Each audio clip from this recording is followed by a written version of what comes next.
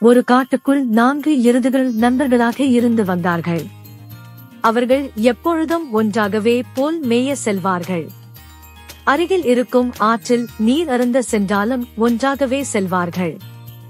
அந்த காட்டில் இருந்த சிங்கம் இதை பல நாட்களாக கவனித்துக் கொண்டு வந்துள்ளது. அதை அறியாத எருதுகள் அவர்களது வழக்கமான செயல்களை செய்து கொண்டு இருந்தன. சிங்கத்திற்கு அந்த எருதுகளை வேட்டையாட ஆசை வந்தது. ஒருநாள் வழக்கமாக எருதுகளை வேடிக்கை பார்த்துக் கொண்டே மெதுவாக நகர்ந்து பாய்வதற்கு ஆயத்தமானது. ஒரு எருதை குறியம் வைத்தது.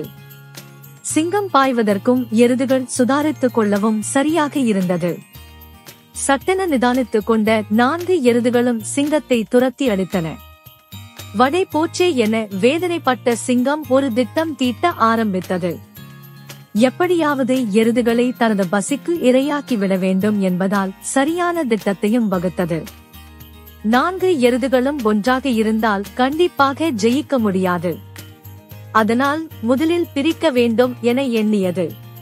சிங்கம் எருதுகளிடம் தன்னை நல்லவன் போல காட்டிக் கொண்டது. ஒவ்வொரு எருதுவிடமும் தனித்தனியாக நட்பு வைத்துக் கொண்டது. சரியான சமயத்திற்காக காத்து கொண்டிருந்தது. வழக்கமாக அந்த நாள் தொடங்கவும் சிங்கம் ஒரு எருதுவை தனியாக அழைத்து, நான் ஒரு இடத்தில் பச்சை பசேல் என புல்வெளியை பார்த்தேன். உன்னை அங்கு அழைத்து செல்கிறேன். மற்றவர்களிடம் நீ சொன்னால் அது உனக்கு போதுமானதாக இருக்காது என்றது. சிங்கத்தின் சூழ்ச்சியை அறியாத எருதுவோ அதற்கு சரி என தலையாட்டியது. சிங்கத்தை நம்பி தனியாக சென்ற எருதுவை அடித்துக் கொண்டது. இதே பாணியே அடுத்த எருதுவிடமும் சொல்ல அதுவும் நம்பி இறந்தது. 2 நண்பர்களை பிரிந்த மற்ற எருதுகள் தேடி திரிந்தன. அந்நேரம் சிங்கம் அதே சூழ்ச்சியை மற்ற ஒரு எருதுவிடம் சொல்ல அது இன்னொரு எருதுவிடம் இதை கூறி சிங்கத்தின் மேல் தனக்கு சந்தேகம் இருப்பதாய் சொன்னது. இதுவோ சிங்கத்திடம் நான் வரவில்லை என்றது. சிங்கம் இதை அடுத்த எருதுவிடம் கூற அது நண்பன் சொன்னதை நினைவுபடுத்திக் கொண்டு உஷாராகியது.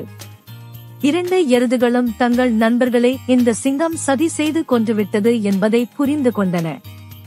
சிங்கத்தையும் அடித்து துரத்தின.